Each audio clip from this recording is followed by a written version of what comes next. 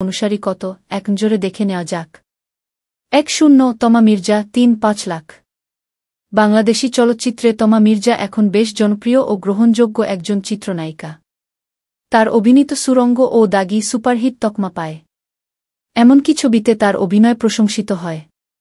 বড় পর্দার পাশাপাশি তমা মির্জা ওটিটির সিরিজ ও ওয়েব ফিল্মেও সমান্তালে কাজ করছেন।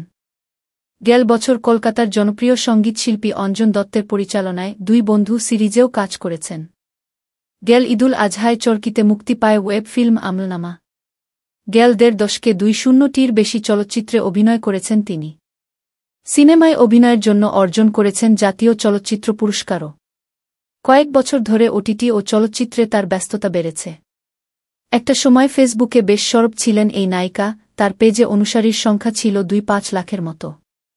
কিন্তু কয়েক বছর আগে ফেসবুক পেজটি নিষ্ক্রিয় করে দেন এই তারকা।